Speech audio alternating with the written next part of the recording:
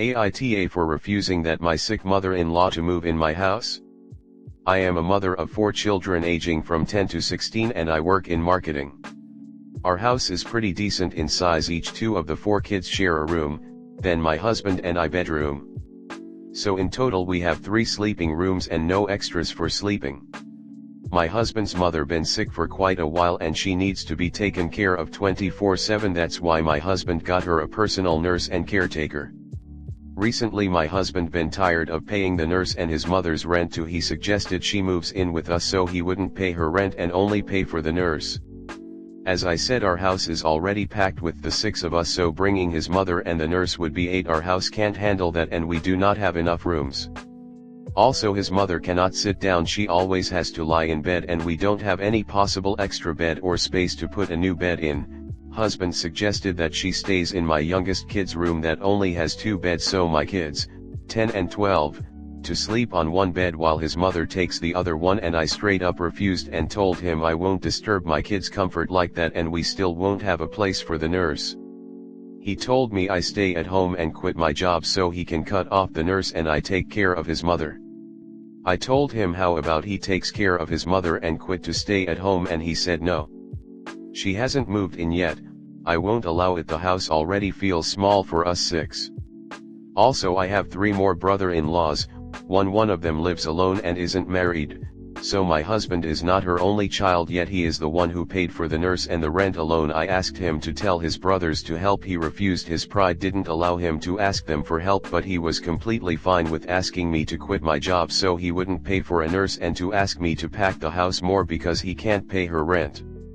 This been going on for so long and he called me heartless for refusing her to move in. I told him she can move in if we get ourselves a bigger house. Then he proceeded to call me ungrateful for what I have.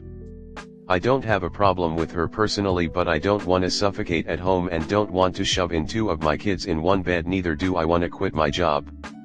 Comment. It's time to put your foot down. I'm sorry, but if he is refusing money from the family out of pride, he's putting your children second and that's not okay. He has a choice. Children he created above mom, or you need to consider other living arrangements. Positive note. He will have room for mom and the nurse. Does he understand he has to pay child support? And you will get half the equity in the house. He can either buy you out or the house gets sold and the proceeds split. His mother should at least get Social Security survivors benefits. What about the house where Mill and Phil lived? Is the option of kicking him out of the house so you and the kids do not have to leave during the school year an option? Keeping it after the divorce regardless if you want to live in it or rent it out later available? Without knowing the country or laws I can't say, but do not lose out on anything because it is all a benefit for the kids and you, regardless what he might say or the scare tactics he'll use. Tell him it's about time his siblings pull their weight. They could put up mother and come to some arrangement over nursing fees. Having you without an income, being an unpaid nurse while bringing up a bunch of teenagers is ridiculous. I'm Chinese and my dad used to pull this exact same shit on me and my mother. He's also the 2nd child in the family. When my grandpa was sick, my dad volunteered to pay for all the medicals while he has 4 other siblings. He almost agreed to raise his nephew, as in taking him in our house to live with us and becoming the parent for him, because I'm the only child and a girl, so my grandma thinks no one can carry the family name. There are possibly 100 million people with my exact same last name in China. My mother calls it foolish filial piety and almost divorced him for this nonsense. I despise my evil, patriarchic paternal side of the family and I have no contact with them. Next story 2. AITA for refusing to turn off the dryer despite my landlord's repeated requests. So some context. I live in a short-term rental situation as I was relocated for work to support a specific location. I rented a nice garage in LA that has been repurposed as an ADU, accessory dwelling unit, for 3 months. I was interested in this rental because it is in a really nice area, close to the beach, and the owners had very positive reviews. But since it is an ADU, I am basically living in their garage, which is detached from their main house and separated by about 75 feet. When it comes to work, I am very busy. I usually work from 7 to 5 and then go to the gym afterwards. On a usual day I don't get home until around 8 p.m., which is when I have to do all my other normal human activities like making lunches/dinner, do laundry, etc. Well, it turns out my landlord absolutely cannot sleep with my dryer on, which I usually have running from about 9 to 10 p.m. He is an older man, about 60 years old and retired, and usually goes to bed early. But on the first day that I did laundry he walked back to the garage around 9:15 and knocked on the door. When I open it he's in his underwear telling me to turn off the dryer. I calmly explained to him that I didn't get home until late and my clothes are wet and the dryer should be finished around 10 p.m. To this he grunts and walks away. He then came back at 9:50 and tells me to turn it off again, to which I reiterate that it will be done in 10 minutes. This has happened each time I've done laundry on a weekday, and he escalated it to saying that the neighbors have been calling him non-stop about the dryer noise. If I was being a nuisance to the neighborhood I could understand his frustration, so I went and knocked on the neighbor's door, introduced myself, and asked if the dryer noise from the garage was bothering them. To which they said they had never called my landlord or even knew that someone was living in the garage. So I figured he lied about the neighbors to try to get me to turn off the dryer, so I continued to run it at my normal time. Things came to a head yesterday when he came back and yelled at me at the top of his lungs to turn off the dryer. I told him that he is being paid good money for me to live here, and if he cannot handle the noise of his garage being lived in, then he shouldn't rent it out. I need clean clothes for work, and in my mind doing laundry at night is a pretty normal thing to do. Not to mention I sleep in the same room as the laundry machines when for him it's far away. I'm not sure I feel like could be solved if he invested in some noise-canceling headphones. Also, it's not like I do laundry every day. Since this living situation is temporary, I didn't bring my whole closet, so I'd say I do about 2 loads each week, one of which is on a weekday. So what do you guys think, AITA? Comment.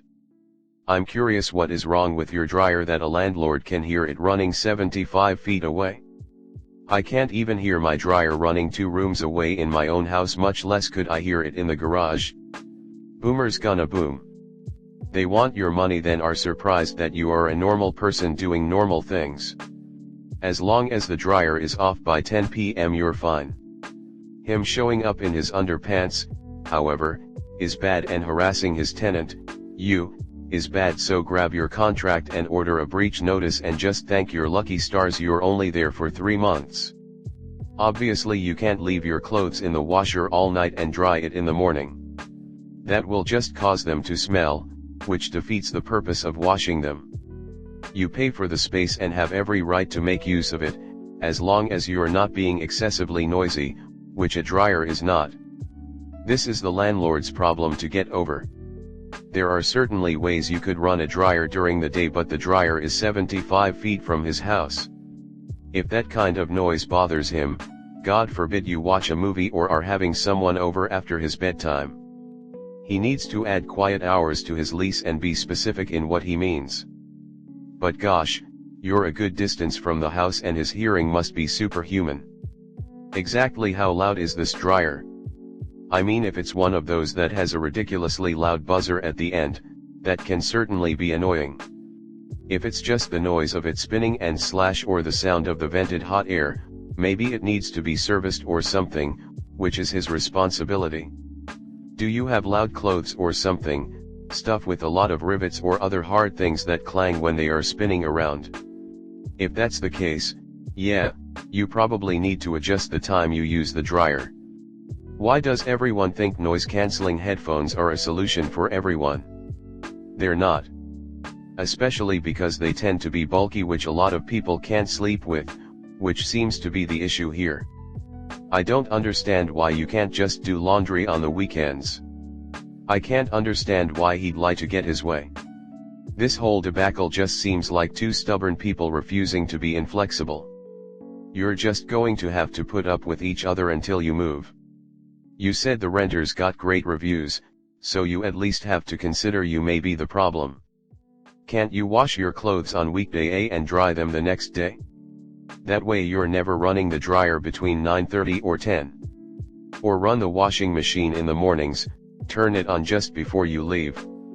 When you get back, you can put your clothes in the dryer. Problem solved. And, noise-canceling headphones on your head while trying to sleep. That's not really comfortable, is it? Not, but try to work with him. Like you said, it's temporary.